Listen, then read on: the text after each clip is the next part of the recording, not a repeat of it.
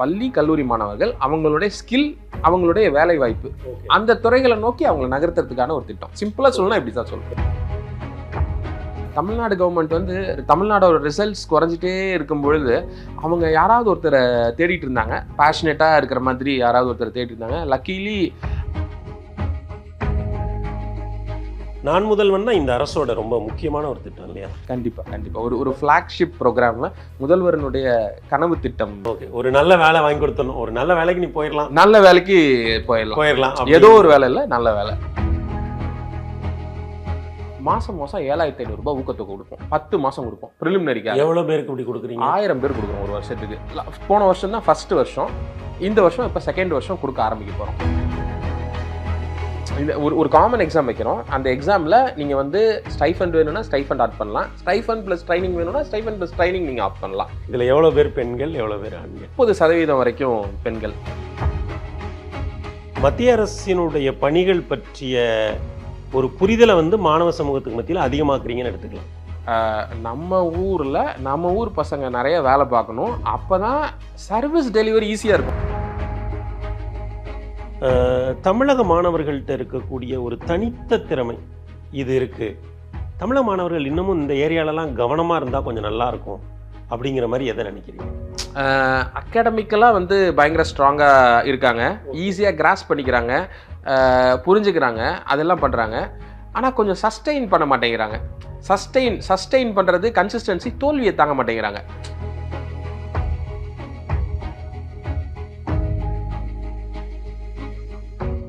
நான் முதல்வன் தான் இந்த அரசோட ரொம்ப முக்கியமான ஒரு திட்டம் இல்லையா? கண்டிப்பா கண்டிப்பா ஒரு ஃபிளாக்ஷிப் ப்ரோக்ராம்ல முதல்வரனுடைய கனவு திட்டம் நான் முதல்வன்.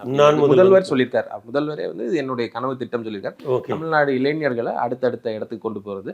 அதுல நான் வந்து போட்டித் தேர்வுகள் பிரிவினுடைய மிஷன் டைரக்டரா இருக்கேன். நான் முதல்வன்ங்கிறது ஒரு பெரிய ஸ்கீம். அது பெரிய ஸ்கீம், அது ஒரு பெரிய, அது வந்து கல்லூரி பள்ளி மாணவர்களை குறி வச்சு பண்ணக்கூடியதா?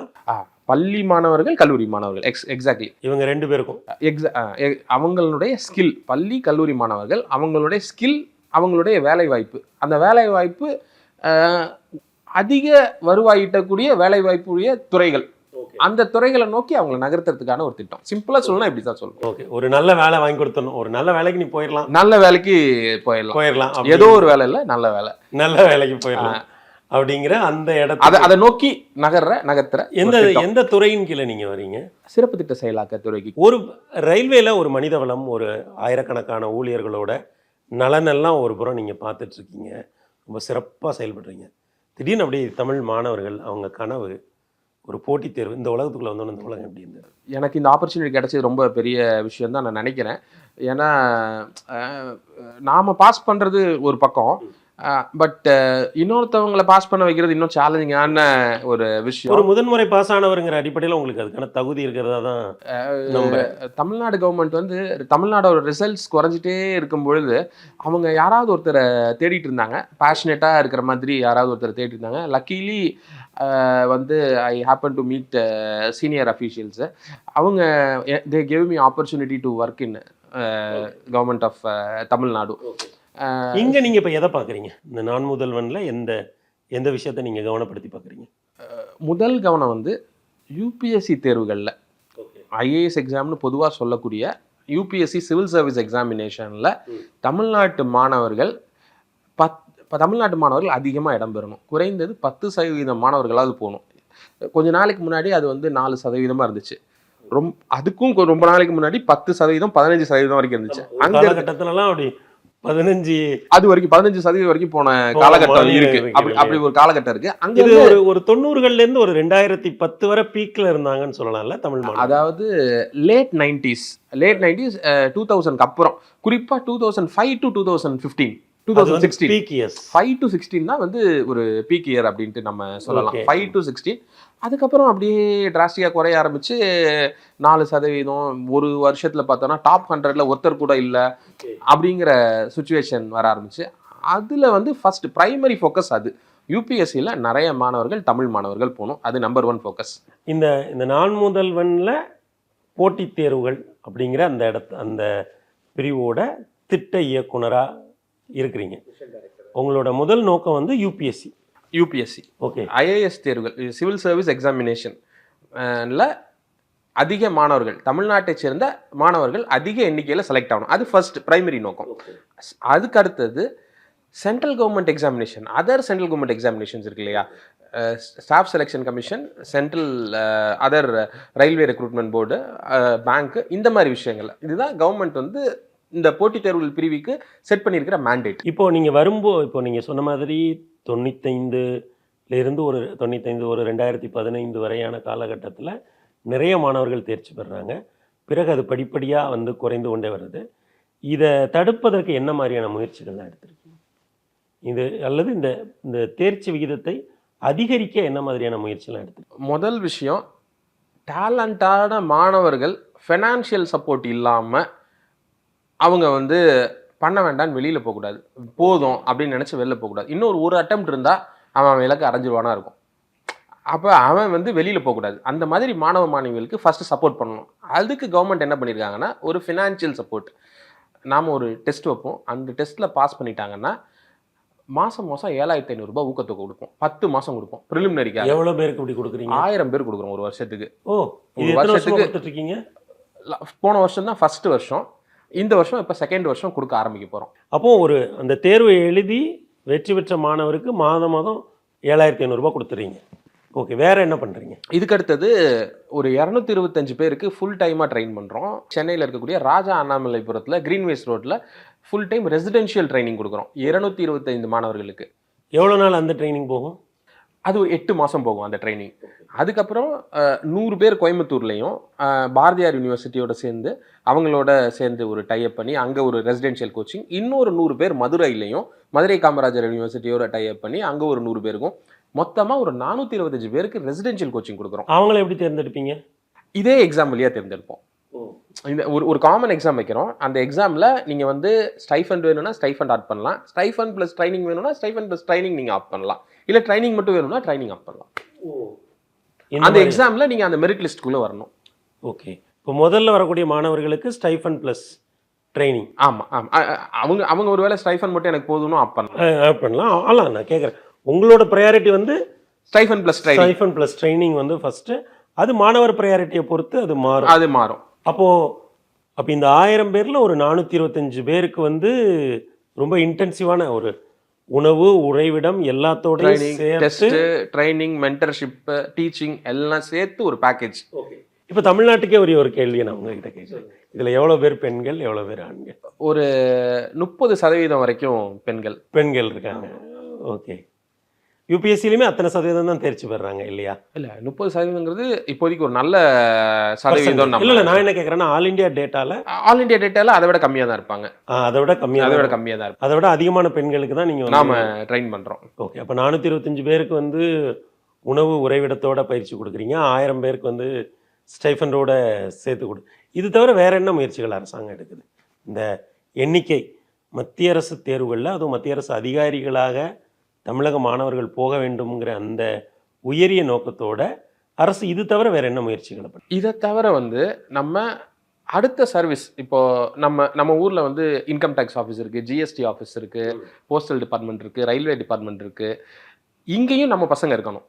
இப்போ நீங்கள் ரயில்வேஸில் போனீங்கன்னா ஒரு லோக்கோ பைலட்டுக்கு எவ்வளோ சம்பளம்னு கேட்டிங்கன்னா ஒரு 70,000 ரூபாய் 80,000 ரூபாய் வாங்குவார். அது நிறைய பேருக்கு தெரியாது. ஒரு ரிட்டையர் ஆகிற லோக்கோ பைலட் வந்து 2 லட்ச ரூபா சம்பளம் வாங்குவார். 1.5 லட்ச ரூபா சம்பளம் வாங்குவார். அவரோட பென்ஷன் 1 லட்ச ரூபா.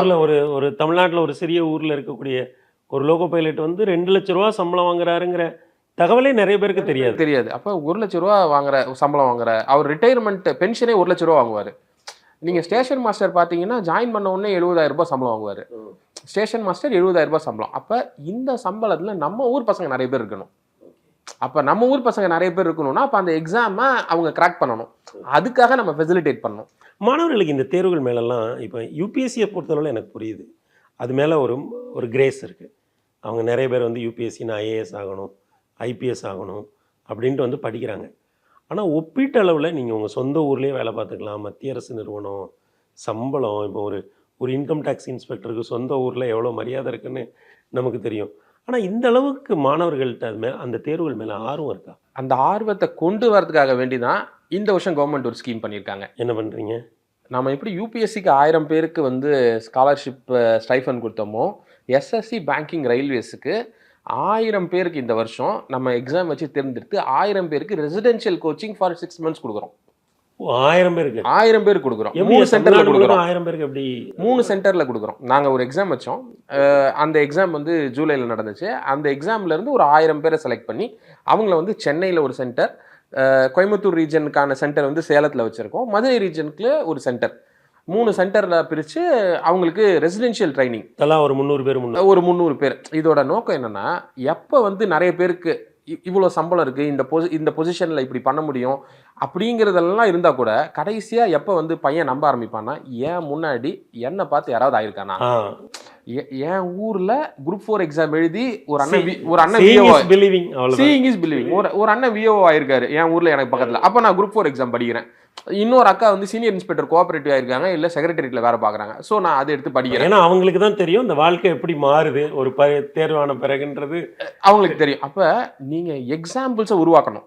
நம்ம ஒரு மாஸ் லெவல்ல பண்ணும்பொழுது எல்லாத்துக்குமே நம்ம வந்து ஒரு 10,000 பேரை ட்ரெயின் பண்ண முடியுமா, 50,000 பேரை ட்ரெயின் பண்ண முடியுமா தெரியாது. பட்டு நீங்க ட்ரெயின் பண்ற ஒரு ஆள் புதுக்கோட்டையில் ஒரு ஆள், கும்பகோணத்தில் ஒரு ஆள், விளாத்திக்குளத்தில் ஒரு ஆள், பன்ருட்டியில் ஒரு ஆள், தருமபுரியில் ஒரு ஆள், உளுந்தூர்பேட்டையில் ஒரு ஆள்னு நீங்கள் ட்ரெயின் பண்ணுற மிக்ஸில் இப்படி வெவ்வேறு ரீஜன்ஸில் இருக்கிறவங்க செலக்ட் ஆகி போகும்போது அவங்க அந்த ஊரில் ஒரு ரிப்பிள் எஃபெக்ட் ஏற்படுத்துவாங்கல்ல. அவங்களோட மாமா பையன், சித்தப்பா பையன், கசின் பிரதர்ஸு, பக்கத்து வீட்டு பையன். ஸோ இந்த மாதிரி ஒரு எஃபெக்டை ஏற்படுத்தணும். அப்போ we have to set examples. எக்ஸாம்பிளை செட் பண்ணால் என்ன மாதிரி தான் நீ, என்ன மாதிரி நீயும் ஆகலாம் அப்படின்னு அவங்க சொல்லும்போது அதோட எஃபெக்ட் வேற மாதிரி இருக்கும். அந்த முயற்சி தான் இது. அப்போ முதல்ல நம்ம ஒரு 1000 பேர் உருவாக்குவோம். அரசினுடைய உயர் பதவிகளாக கருதப்படுகிற யூபிஎஸ்சி தேர்வுகள் மூலம் தேர்வாவதற்கும் பயிற்சி கொடுக்குறீங்க. அதற்கு அடுத்த கட்டத்தில் குரூப் பி என்று சொல்லப்படக்கூடிய group B and group C பதவிகளுக்கான தேர்வுகளுக்கும் எஸ்எஸ்சி, ஆர்ஆர்பி, பேங்கிங் எல்லாத்துக்குமே வந்து பயிற்சி கொடுக்குறோம். எப்படி இருக்காங்க தமிழக மாணவர்கள்? ரொம்ப ஆர்வமா இருக்காங்க அப்படிங்கிறத சொல்லணும். அவங்களுக்கு எவ்வளவு பேர் விண்ணப்பிக்கிறாங்க? இந்த மாதிரி ஒரு 1000 பேருக்கு நீங்க ஒரு தேர்வு வைக்கிறீங்கன்னா எவ்வளவு பேர் விண்ணப்பிக்கிறாங்க? யூபிஎஸ்சிக்கு எவ்வளவு பேர் விண்ணப்பிக்கிறாங்க? இதுக்கு எவ்வளவு பேர் விண்ணப்பிக்கிறாங்க? தமிழ்நாட்டுல இருந்து யூபிஎஸ்சிக்கு எவ்வளவு விண்ணப்பிக்கிறாங்கற டேட்டா நம்மளால எக்ஸாக்ட்டா இல்ல 1000 பேருக்கு நீங்க தேர்வு வச்சிருப்பீங்கல்ல? ஆமா ஆமா. அதுக்கு எவ்வளவு பேர் விண்ணப்பிச்சாங்க? ஒரு 40,000 பேர் விண்ணப்பிக்கிறாங்க. ஓகே, நான் 1000க்கு 40,000 பேர் விண்ணப்பிக்கிறாங்க. இந்த 1000க்கு ரெண்டுக்குமே மோர் ஆர் லெஸ் சிமிலரா தான் இருக்கு. எது அதிகமா இருக்கு? யூபிஎஸ்சிக்கு தான் அதிகமா இருக்கு. அதுதான் ரொம்ப அதிகமா கவனிக்க வேண்டிய விஷயம். கவனிக்க வேண்டிய, ஏன்னா பணியிடங்கள்னு பாத்தீங்கன்னா இதன் மூலம் கிடைக்கக்கூடிய பணியிடங்கள் தான் அதிகமா இருக்கு. அதிகமா எஸ்எஸ்சி, பேங்கிங், ரயில்வே, டிஃபென்ஸ் இந்த மாதிரி மத்திய அரசு சார்ந்த இந்த அந்த குரூப் பி பணியிடங்கள் அதிகம்.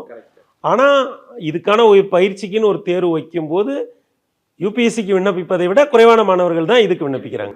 என்ன காரணம்னா, யூபிஎஸ்சியில் செலக்ட் ஆகிற நிறைய பேர் நிறைய சேனல்ஸில் பேட்டி கொடுக்கறது, அவங்க ஊரில் நிறைய பேர் செலக்ட் ஆகுது, பல மாவட்டங்கள்லேருந்து வருஷம் செலக்ட் ஆகிட்டு இருக்காங்க. அப்போ அவங்களுக்கு எக்ஸாம்பிள்ஸ் இருக்கு நம்ம முன்னாடி.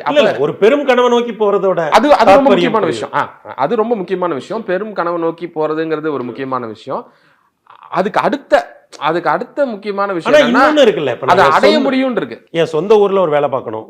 இப்போ நீங்க யூபிஎஸ்சிக்கு அதிகமா விண்ணப்பிக்கிறாங்களா இல்ல குரூப் 4க்கு அதிகமா விண்ணப்பிக்கிறாங்களான்னு பாத்தீங்கன்னா குரூப் 4க்கு தான் அதிகமா விண்ணப்பிக்கிறாங்க. 20 லட்சம் பேர் விண்ணப்பிக்கிறாங்க. ஆமா, அங்க இந்தியா ஃபுல்லா 10 லட்சம் பேர் தான் விண்ணப்பிக்கிறாங்க. அப்ப பெருங்கனவு அப்படின்னு பார்த்தா யூபிஎஸ்சிக்கு தான் விண்ணப்பிக்கணும் நிறைய பேர். ஆனா அப்படி பண்ணல இங்க தான், ஏன்னா இது முடியும்னு நினைக்கிறாங்க.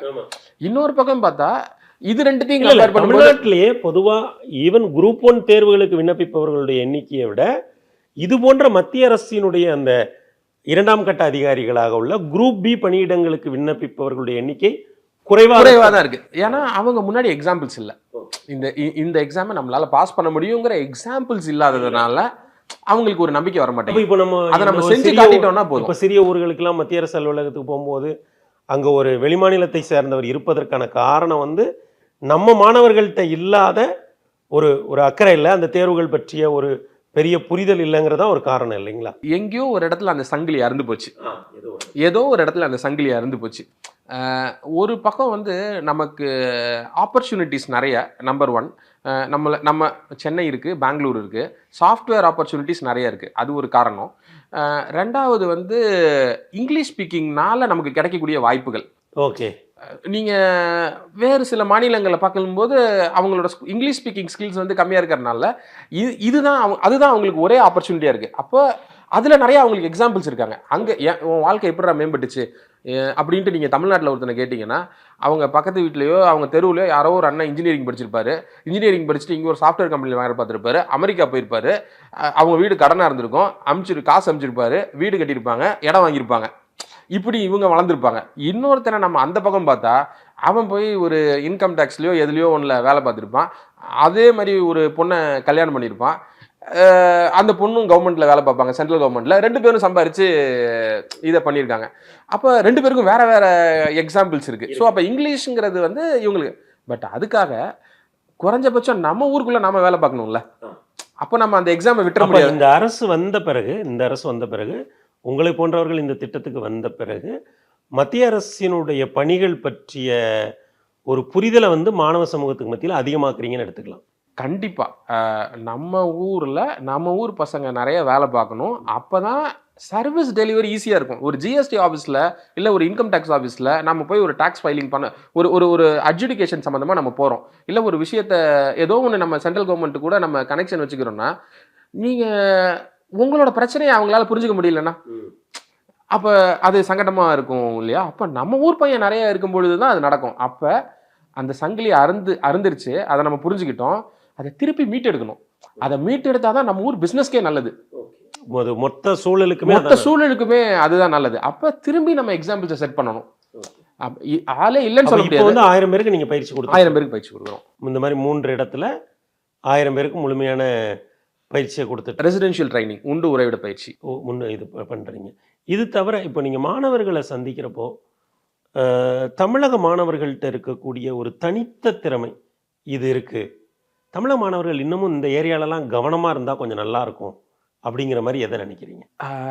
தமிழக மாணவர்கள் வந்து அகாடமிக்கலாக ஸ்ட்ராங்காக இருக்கான். அகாடமிக்கலாக வந்து பயங்கர ஸ்ட்ராங்காக இருக்காங்க.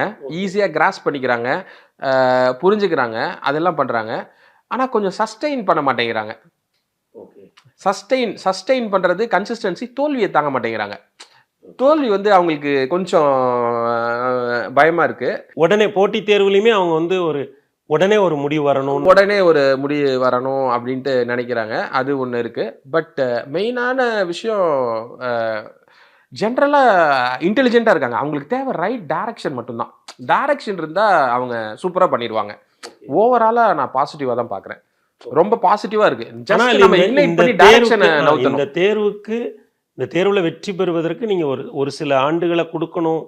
அந்த இடத்துல தமிழக மாணவர்கள் கொஞ்சம் இருக்கிறாங்க. நாம் வந்து ஒரு 2 வருஷம் அவங்கள ஸ்ட்ரீம்லைன் பண்ணிட்டோம்னா, அந்த மொமெண்டம் கெயின் ஆயிடுச்சுன்னா, அதான் அந்த சங்கிலி எங்கேயோ அருந்து அப்படியே கீழே வந்துக்கிட்டே இருக்குது. அது யூபிஎஸ்சியாக இருந்தாலும் சரி, எஸ்எஸ்சியாக இருந்தாலும் சரி, அது ஒரு மாதிரி கீழே வந்துகிட்டே இருக்குது. அதை நம்ம ரெஜவனேட் பண்ணணும். நாம் ரெஜவனேட் பண்ணி கொஞ்சம் கொண்டு போயிட்டோம்னா, அதுக்கப்புறம் அவன் பார்த்துக்குவான். அந்த சைக்கிள் அவன் அடுத்த 10 வருஷத்துக்கு கொண்டு போயிடுவான். அதுக்கப்புறம் வேறு யாராவது வருவாங்க, வேறு ஒரு ஸ்கீம் வரும், அந்த ஸ்கீமில் திருப்பி ரெஜுவேட் பண்ணிக்கலாம். நம்மளை பொறுத்தவரையிலும் சென்ட்ரல் கவர்மெண்ட் ஜாப்ஸில் நம்மளோட ரெப்ரஸன்டேஷன், அது வந்து யூபிஎஸ்சியாக இருந்தாலும் பரவாயில்ல, ஐஏஎஸ், ஐபிஎஸ், ஐஎஃப்எஸ், சென்ட்ரல் சர்வீசஸாக இருந்தாலும் பரவாயில்ல, அது வந்து அடுத்த லெவல் சர்வீசஸாக இருக்க income tax inspector, customs inspector, preventive inspector, இந்த மாதிரி ஆர்ஆர்பி எதாக இருந்தாலும் பரவாயில்ல, நம்ம பையன் இருக்கணும், அவ்வளோதான். அப்போ அதுக்கு சங்கிலி இருந்துச்சுன்னா அதை நம்ம திருப்பி மீட்டெடுக்கிற வேலையை பார்க்கணும். ஒரு அதிகாரியோட சிறந்த குணாம்சம், ஒரு அதிகாரியாக இருப்பதற்கு இதுதான் பிரதான குணாம்சம். நீங்கள் எதை சொல்லலாம்? ஒன்று தான் சொல்லணும் இல்லையா? ஒன்று தான் சொல்லணும் அப்படின்னா, நான் வந்து டெசிஷன் மேக்கிங் தாங்க சொல்லுவேன். முடிவெடுக்கும் திறன் தான் ஒரு அதிகாரியை டிஃபைன் பண்ணுதுங்க. ஒரு அதிகாரியை டிஃபைன் பண்ணுறது அப்படிங்கிறது வந்து டெசிஷன் மேக்கிங் தான். எல்லா விஷயமும் வந்து இப்போ மற்ற எல்லா விஷயத்தை விட ஒரு அதிகாரி முக்கியமாக செய்ய வேண்டியது டெசிஷன் மேக் பண்ண வேண்டியது தான். கிராஸ் ரூட் லெவலில், கிரவுண்ட் லெவலில் நீங்கள் பார்த்தீங்கன்னா, ரூல்ஸ், ரெகுலேஷன்ஸ் எல்லாமே இருந்தாலும் சுச்சுவேஷனுங்கிறது டைனமிக்கான ஒரு சுச்சுவேஷன். பொதுவாக ஒரு அதிகாரி எஃபிஷியண்ட்டாக இருக்கிற அதிகாரிகள் நான் பார்க்கும்போது அவங்க ஒரு வைஸ் டெசிஷன் மேக்கர்ஸாக இருக்காங்க. அந்த டெசிஷன் மேக்கிங் எப்போ வரும்னா, அவங்களுக்கு ஒரு தன்னம்பிக்கை இருக்கிறப்ப தான் வரும். ஏன் டெசிஷன் மேக் பண்ண மாட்டாங்க அப்படின்னு நீங்கள் கேட்டிங்கன்னா, இந்த டெசிஷன் மேக் பண்ணால் இதை யாராவது கேள்வி கேட்பாங்களா அப்படிங்கிற ஒரு இது வரும். தங்களுடைய முடிவுகள் மேலே ஒரு சந்தேகம் வரும். ஆனால் wrong decision is always better then indecision. நீங்க முடிவே எடுக்காம இருக்கிறது, தப்பான டெசிஷன் எடுத்தா கூட அதை திருப்பி நீங்க ரைட்டான டைரக்ஷனுக்கு கொண்டு போக முடியும். முடிவே எடுக்காம விட்டீங்கன்னா அது வந்து தவறா போயிடும். நம்பிக்கை இழந்துருவாங்க. சிஸ்டம் மேல நம்பிக்கை இழந்துரும். சிஸ்டம் மேல நம்பிக்கை போயிடுச்சுன்னா உங்களால மீட் எடுக்க முடியாது. அப்ப நீங்க முடிவெடுக்கணும், டைனமிக்கா முடிவெடுக்கணும், ரெஸ்பான்சிபிளா இருக்கணும். நீங்க ஏன் முடிவெடுக்கிறீங்கன்ற காரண காரியத்தை உங்களுக்கு சொல்ற தைரியம் இருக்கணும், ஃபைல்ல ரெக்கார்ட் பண்ற தைரியம் இருக்கணும். சரியோ தப்போ ஒரு முடிவை எடுப்போம், அந்த ஸ்டாண்ட் பண்ணணும், முடிவெடுக்கணும், அதை ஸ்டாண்ட் பண்ணணும். அதை உங்களோட உயரதிகாரிகளா இருந்தாலும் உங்களை பாசஸா இருந்தாலும் அவங்கள கன்வின்ஸ் பண்ண தெரியணும். அதை தாண்டி அவங்க ஒன்று சொல்றாங்க அப்படின்னா அதை ஏத்துக்கிட்டு உங்க முடிவு தான் செய்வேன்றது கிடையாது. அதை தாண்டி நிர்வாகம் ஒன்று செய்யுதுன்னா அதை தள்ளி வச்சுட்டு அன்பயாஸ்டா நீங்க என்ன தேவையோ அதை செய்யணும். அவங்க புரிஞ்சுக்குவாங்க. ஒரு சில டைம் என்ன ஆகும்னா, நீங்க சொன்ன முடிவு நல்ல ரிசல்ட்டை வந்திருக்க வாய்ப்பு இருக்கு. அவங்க சொல்ற இடத்துல வந்து ஒரு சின்ன பேக் ஸ்டெப் வர வாய்ப்பு இருக்கு. பட் அடுத்த டைம் உங்களுக்கு சான்ஸ் கொடுப்பாங்க. ஓகே, ஏன்னா இவன் எடுக்கிற முடிவு சரியா இருக்குன்றது அவனுக்கு கிரவுண்ட் தெரியுது, அவன் கரெக்டாக தான் சொல்றான். அதுதான் உங்களை ஒரு நல்ல ஆஃபீஸரா ஷேப் பண்ணும். உங்களுக்கு ஒரு டெசிஷன் மேக்கிங் எபிலிட்டி வேணும். You should own your decision. நாம் நம்முடைய முடிவுகளை வந்து தைரியமா எடுக்கணும். அது ஏன் முடிவுன்னு சொல்ற தைரியம் வேணும். அதனால பிழை வரலாம். To err is human. நீங்க முடிவு எடுக்க பிழை இல்லாத முடிவை எப்படி எடுக்கிறதுன்னு கத்துக்குவீங்க. இப்போ வந்து ஒரு ரயில்வேல வந்து ஊழியர்கள், அவங்க சம்பளம், அவங்க பென்ஷன், இது போன்ற விஷயங்களை பார்த்து கொண்டிருந்ததுக்கும் மாணவர்கள் போட்டித் தேர்வுகள், கொஸ்டின் பேப்பர்ஸ், ஆன்சர்ஸ், கிளாஸஸ் இப்படிங்கிற இந்த சூழல்ல இருக்கிறதுக்கும் எப்படி இருக்கு உங்களுக்கு அனுபவம்? ரெண்டுமே நான் பேஷனேட்டாக செஞ்ச விஷயங்கள் தான். எனக்கு இப்போ பேஷன் இன்னும் அதிகமாக இருக்குது. இந்த விஷயங்கள் வந்து நான் திரும்ப எக்ஸாம் எழுதுகிற மாதிரி இருக்குது. நான் எக்ஸாமில் ஒரு இடத்த அடைஞ்சிருக்கேன், நான் எதிர்பார்த்த ஒரு இடத்த அடையல. அப்போ அதை இதன் மூலிமா என்னால் நிறைவேற்றிக்க முடியுது. ஃபஸ்ட் அட்டம்ப்டில் நான் பாஸ் பண்ணிட்டேன். 728 ரேங்க் எடுத்தேன். ரயில்வே சர்வீஸ் வந்துருச்சு, போயிட்டேன். ஐஏஎஸ் ஆயிருக்கலாம். அப்போ நாம் என்ன மிஸ் பண்ணணும்? அப்போ அதை தொடர்ந்து ஆராய்ஞ்சு அதை ஃபாலோ பண்ணி நீங்கள் இன்னொரு ஆளை வருஷத்துக்கு நீங்கள் ஒரு 10 பேர் ஐஏஎஸ் ஆக்குறீங்க, ஐபிஎஸ் ஆக்குறீங்கன்னா அது நீங்கள் ஆக்குறீங்கன்னா அவன் தான் ஆகிறான். ஆனால் அதுக்கு நீங்கள் துணை நிற்கும் பொழுது அந்த டைமை வந்து நீங்கள் அவனுக்கு மிச்சம் பண்ணி கொடுக்கும்போது விட்டா வந்து அவன் இன்னும் 4 வருஷம் கழிச்சு ஆவான். அந்த 4 வருஷத்தை நீங்கள் ஸ்ட்ரீம்லைன் பண்ணி மிச்சம் பண்ணி அது வந்து ஒரு அலாதியான ஒரு சந்தோஷம். ரெண்டுமே ஹியூமன் ரிலேஷன்ஷிப்புங்க. இங்கேயும் பையன் உங்களை நம்பணும். பையன் வந்து சாதாரணமான ஆள் கிடையாது. செலக்ட் பண்ணுறவனே நான் இந்த ஸ்ட்ரீம் போகணுன்றவன் அவன் பெரிய ரிஸ்க் எடுக்கிறான். அவனுக்கு வேற பக்கம் ப்ரைவேட்டில் நல்ல ஆப்பர்ச்சுனிட்டிஸ்லாம் இருக்குது. அதை விட்டுட்டு அவன் இங்கே வரான். அவன் ரொம்ப கால்குலேட்டிவாக யாரை நம்புறது அப்படிங்கிறத யோசிப்பான். அவன் படிக்கிற எக்ஸாமும் வந்து ஹை ஆஸ்பிரேஷனல் பர்சன். அப்போ அவன் யாரை நம்புறது அப்படிங்கிறதுல வந்து அவன் ரொம்ப சூஸியாக இருப்பான். அப்போ உங்களை பையன் நம்பி கேட்கணும்னா நீங்கள் அந்த அளவுக்கு நீங்கள் ரிசர்ச் பண்ணணும், நீங்கள் அனலைஸ் பண்ணணும், நீங்கள் ஒரு வர்த்தி கைடாக இருக்கணும், வர்த்தி மென்டராக இருக்கணும். அப்போ தான் அவன் உங்களை நம்புவான். அவன்கிட்ட ட்ரஸ்ட் பில்டிங் அப்படிங்கிறது நான் முன்னாடி உங்கள்கிட்ட சொன்னேன் இல்லையா, ரயில்வேஸில் ஒரு ட்ரஸ்ட் பில்ட் பண்ணணுன்றது. அப்போ தான் எம்ப்ளாயர் ரிலேஷன்ஷிப் வந்து இருக்கும், அட்மினிஸ்ட்ரேஷன் எம்ப்ளாயி. அதே மாதிரி இங்கே ஒரு ட்ரஸ்ட் தேவைப்படுது. அந்த ட்ரஸ்ட்டை நம்ம பில்ட் பண்ணும்பொழுது அதை அடுத்தடுத்த பேட்சுக்கு பில்ட் பண்ணும்பொழுது நீங்கள் ஒரு ட்ரஸ்ட்டை பில்ட் பண்ணிட்டீங்க, அந்த ட்ரஸ்ட் வந்து 4 வருஷத்துக்கு அப்படியே போதுன்னு வச்சுக்கோங்களேன். அது ஒரு சுவாரஸ்யம். அது ஓகே, அது ஒரு நல்ல விஷயம் தான். இதில் வந்து புது மாணவர்கள் வந்துகிட்டே இருக்கான். நீங்கள் வந்து ப்ரிலிம்ஸுக்கு ஒரு பேட்சை ட்ரைன் பண்ணுறீங்க, அந்த பேட்ச்ல இருந்து கொஞ்சம் பேர் வெளில போயிட்டு திருப்பி மெயின்ஸுக்கு ஒரு பேட்ச் வரான், அந்த பேட்சை நீங்கள் ட்ரைன் பண்ணுறீங்க. அதுக்கப்புறம் அடுத்த வருஷத்தோட ப்ரிலிம்ஸ் பேட்ச் உள்ள வரான். ஸோ இப்படி நீங்கள் புது மாணவர்கள் ஒவ்வொருத்தண்டையும் உங்களுக்கு ட்ரஸ்ட் கிடைக்கும் போது அது கொடுக்குற சந்தோஷம் வேற எதுவும் இல்லை. ஒருத்தவங்களை நம்புறான், நீங்கள் சொல்றது செய்யறான், அதன் மூலியமா அவன் பலன் அடைகிறான். இப்போ இந்த மாணவர்கள் வந்து உங்கள் பேட்டியை பார்க்கக்கூடிய மாணவர்களுக்கு ஒரு அச்சம் இருக்கும்ல, நான் ஸ்கூல் காலேஜ்லலாம் சாதாரணமாக தான் படிச்சிருக்கேன், என்னால் இந்த மாதிரி பாஸ் ஆக முடியுமா, இல்லை இது இப்போ ஒரு கனவுகளோடு இருக்க ஒருத்தனுக்கு வந்து நம்ம வந்து பயிற்சி கொடுக்குறோம், முன்னேற்றுறோம். இந்த மாதிரி சந்தேகத்தோடு இருக்கிற மாணவர்களுக்கு நீங்கள் சொல்ல விரும்புகிறது என்ன? எனக்கு என்னால் முடியுமா, என்னோட ஸ்கூல் ஆவரேஜாக இருக்குது, காலேஜ் ஆவரேஜாக இருந்திருக்கு, ஆனால் எனக்கு ஒரு ஆசை இருக்குது, அந்த மாணவர்களுக்கு நீங்கள் சொல்ல விரும்புகிறது என்ன? ஆசை இருக்குது, எக்ஸாமுக்கு ஒரு விஷயம் தேவைப்படுது, ஒரு லெவல் தேவைப்படுதுன்னு வச்சுக்கோங்களேன். நான் ஸ்கூல் காலேஜில் ஆவரேஜாகவே இருக்கலாம், திருப்பி இந்த எக்ஸாமில் காம்படிட்டிவாக இருக்கிறதுக்கு ஒரு இடம் தேவைப்படும் இல்லையா? அந்த இடத்துக்காக நீங்கள் 1 வருஷமோ 1.5 வருஷமோ ஸ்பெண்ட் பண்ண வேண்டியது இருக்கும். ஸ்பெண்ட் பண்ணீங்கன்னா நீங்கள் மற்றவங்க இடத்துக்கு வந்துடலாம், அங்கேருந்து காம்படிஷனுக்கு போயிடலாம். ஓகே, சில பேசிக்ஸாக நம்ம மிஸ் பண்ணியிருப்போம். எந்த ஒரு மாணவருமே தன்னுடைய தகுதியின்மை பற்றிலாம் யோசிக்காமல் ஒரு ஒரு 1.5 வருஷம் நான் ஒர்க் பண்ணேன்னா இந்த தேர்வுக்கு தகுதியான ஒரு இடத்துக்கு நான் போயிடுறேன்னு உறுதியாக நம்பலாம். வரலாம். சிலர் வந்து உள்ள வரும்பொழுதே தகுதியானவங்களா வருவாங்க. ஏன்னா ஸ்கூல் ஃபவுண்டேஷன் அவங்க ஸ்ட்ராங்கா போட்டுட்டாங்க. ஸ்ட்ராங்காக இருப்பாங்க. அப்போ நான் அந்த ஃபவுண்டேஷனை ஸ்ட்ராங்கா வச்சுக்கலன்னா அதுக்கு தேவைப்படக்கூடிய காலம் ஒரு 1.5 வருஷம். அப்போ நீங்க ஒரு ஃபவுண்டேஷனை கிரியேட் பண்ணணும். அப்போ நீங்கள் நம்ம பொதுவாக சொல்லிடலாம், ஒரு மாணவர் வந்து ஆசைப்படுறாரு, நான் ஒரு அரசு வேலைக்கு போகணும்னு நினைக்கிறாரு அப்படின்னா, இந்த ஒரு 1.5 வருஷம் ஒரு ஹார்ட் ஒர்க் பண்ணார் அப்படின்னா, அவர் எந்த இடத்துல இருந்தாலும் அந்த தேர்வுக்கு தன்னை வந்து தகுதிப்படுத்திக்கக்கூடிய இடத்துக்கு அவர் வந்து வந்துருவார். காம்படிட்டிவா மாறிடுவாரு. ஒரு காம்படிட்டிவாக மாறிடுவாரு. இதுதான் நீங்க சொல்லக்கூடிய ஒரு மந்திர சொல். கண்டிப்பா. ஒரு எந்த ஒரு மாணவனாலையும் ஒரு 1.5 வருட தொடர் உழைப்பின் மூலம் தன்னை வந்து அந்த தேர்வுக்கு தகுதியான ஒரு ஆளாக வார்த்து கொள்ள முடியும். அதற்கான உதவியை வந்து அரசும் இப்போ வந்து பண்ணிட்டு இருக்கு. ஆமா, அரசும் பண்ணிட்டு இருக்கு. கண்டிப்பா. அரசு வந்து நம்ம ஒரு 1000 பேருக்கு ட்ரைனிங் கொடுக்குறோம். அந்த 1000 பேருக்கு ட்ரைனிங்கிறது நம்ம ஒரு தகுதி தேர்வு வைக்கிறோம். நீங்க ஒரு 1.5 வருஷம் ப்ரிப்பேர் பண்ணும்போது தகுதியான ஆளா மாறிடுவீங்க. அந்த எக்ஸாம் பாஸ் பண்ணிட்டு வந்தீங்கன்னா நாங்க அதுக்கப்புறம் உங்களை பார்த்துக்குவோம். இது மட்டும் இல்லாம நாம டெஸ்ட் வச்சதுக்கு அப்புறம் ட்ரைனிங் கொடுக்குறோன்றது மட்டும் இல்ல, தனியா ஒரு யூடியூப் சேனல் ரன் பண்றோம். AICCTN அப்படிங்கிற ஒரு யூடியூப் சேனல் இருக்கு. அந்த AICSCC all India civil service coaching centre, அதோட ஷார்ட் ஃபார்ம் தான் AICSCC.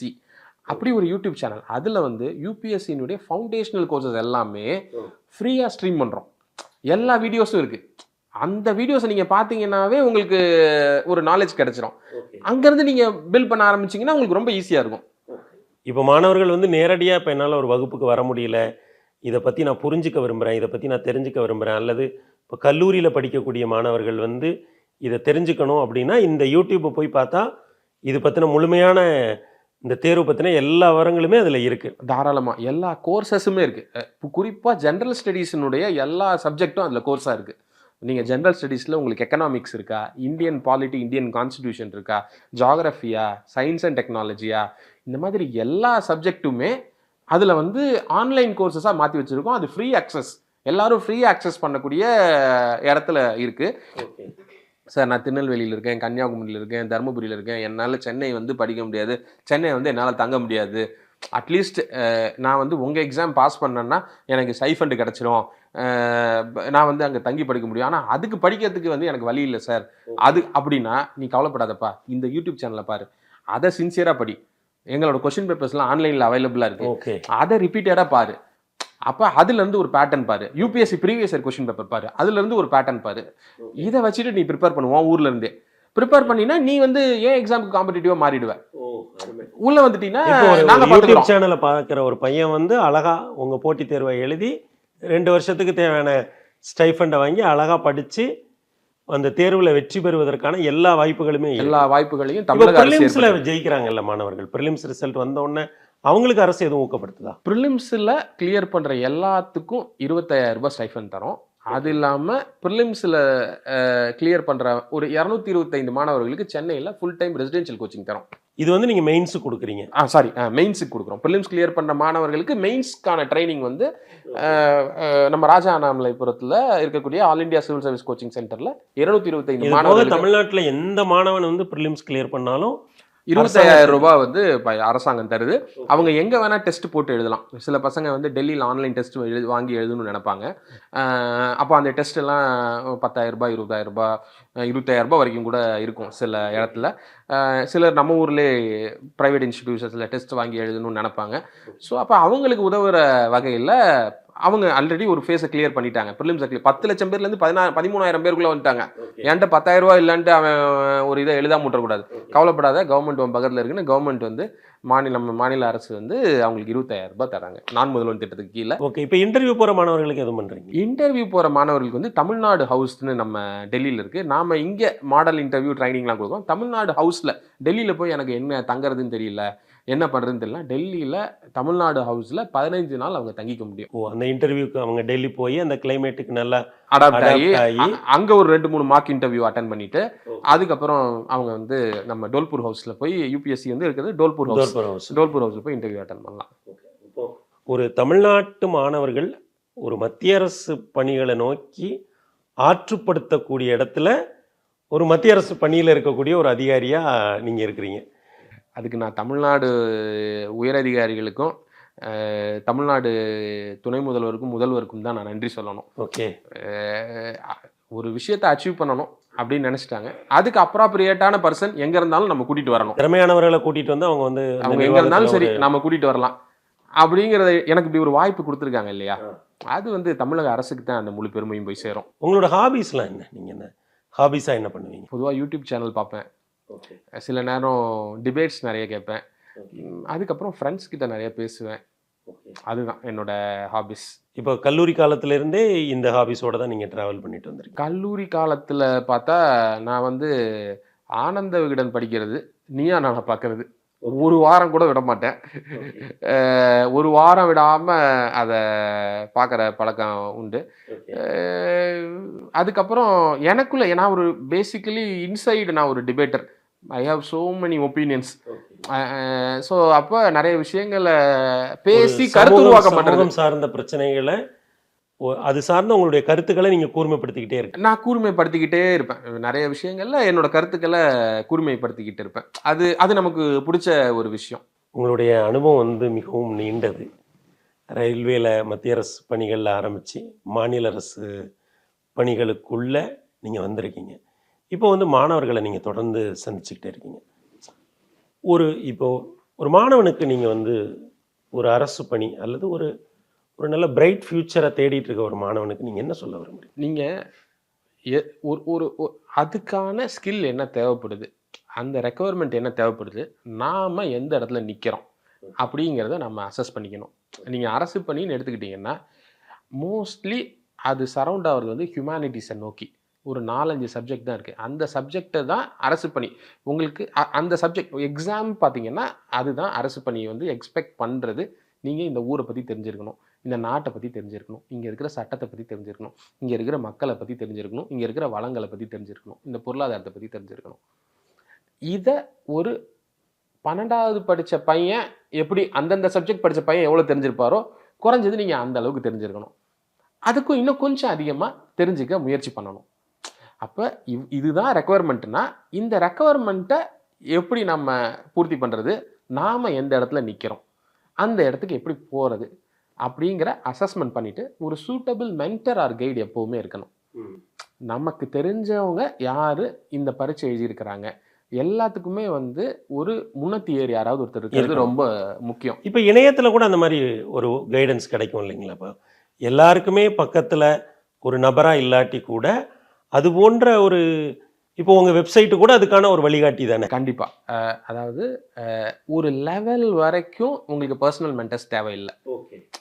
அதாவது நீங்கள் பேசிக் லெவலில் அச்சீவ் பண்ணுறதுக்கு வரைக்கும், அதுக்கப்புறம் காம்படிட்டிவ் எட்ஜுக்குள்ளே நீங்கள் காம்படிஷனில் என்ட்ரு ஆகிற வரைக்கும் அது தேவையில்லை. நீங்கள் அதுக்கு மேலே ஒரு எட்ஜு காட்டணும்னு நினைக்கிறீங்க இல்லையா, அந்த இடத்துக்குள்ளே உங்களுக்கு மென்டரோட ரோல் தேவைப்பட்டுரும். அப்போ அது அந்த ஒரு அடிப்படையை தாண்டிட்டீங்கன்னா அந்த மென்டரை நீங்கள் இயல்பா நம்ம அந்த மென்டரை கண்டடைஞ்சிருவீங்க. ஆனா கண்டடையாம இருக்கக்கூடாது. ஓகே, நீங்க கண்டடைஞ்சிருவீங்க. அப்படி ஒருத்தர் இருக்கிறது உங்களோட பயணத்தை ரொம்ப எளிமையாக்கும். ஓகே, தமிழ்நாடு அரசு அதுக்கான முயற்சி எடுத்து தான் எங்களை மாதிரி ஆளுங்களை கொண்டு வந்திருக்காங்க. நீங்க தமிழ்நாடு அரசு கீழே பயிற்சி பெற்றாலும் சரி, வேற எங்க பயிற்சி பெற்றாலும் சரி, உங்களோட வெற்றியில ஒரு வழிகாட்டிங்கிற ஒருத்தரை வந்து நீங்க ரொம்ப முக்கியமான பங்கு ஆற்றக்கூடியவங்க யாருன்னா உங்களுடைய மென்டர். அவங்க தான் வந்து அவங்க கடைசியாக வெற்றி அடைய போகிறதில்ல, நீங்கள் தான் பரீட்சை எழுத போகிறீங்க, நீங்கள் தான் வெற்றி அடைய போகிறீங்க. இந்த மென்டரோட ரோடு என்னென்னா கேட்டலிஸ்ட்னு சொல்லுவோம் இல்லையா, வினையூக்கி. அது வந்து வினையூக்கிங்கிறது ரியாக்டன்ட்டும் கிடையாது, ரியாக்ஷனோட எண்டு ப்ராடக்ட்டும் கிடையாது. ஆனால் ரியாக்ஷனை வேகமாக நடக்க வைக்கக்கூடிய ஒரு வினையூக்கி. அதே மாதிரி தான் நீங்கள் தான் படிக்க போகிறீங்க, நீங்கள் தான் பாஸ் பண்ண போகிறீங்க, நீங்கள் தான் சக்ஸஸ்னுடைய பலன்கள் அனுபவிக்க போகிறீங்க. 2 வருஷத்தில் பண்ணுறீங்களா, 4 வருஷத்தில் பண்ணுறீங்களா, 6 வருஷத்தில் பண்ணுறீங்களா, அதை வேகப்படுத்துறது தான் இந்த வினையூக்கி, இந்த கேட்டலிஸ்ட். அதுதான் மென்டர். மென்டரை கரெக்டாக தேடி கண்டுபிடிச்சிட்டிங்கன்னா உங்களோட வெற்றி எளிதாயிடும். நிச்சயமாக நீங்கள் குறிப்பிட்ட மாதிரி இன்றைக்கி ஆயிரக்கணக்கான மாணவர்களுக்கு ஒரு மென்டராக இந்த அரசு செயல்படுது. அதில் நீங்கள் ஒரு பிரதானமான ஒரு ப்ராஜெக்ட் டைரக்டர் அப்படிங்கிற அடிப்படையில் ஒரு முக்கியமான இடத்துல இருந்து ஆயிரக்கணக்கான மாணவர்களை ஆண்டுதோறும் முக்கியமான உயர் பதவிகளை நோக்கி நீங்கள் வழிகாட்டி அனுப்புகிறீங்க. இவ்வளவு நேரம் எங்களுடன் செலவிட்டு விரிவான விளக்கங்களையும் தகவல்களையும் கொடுத்ததற்கு எங்களது உளமார்ந்த நன்றிகள்.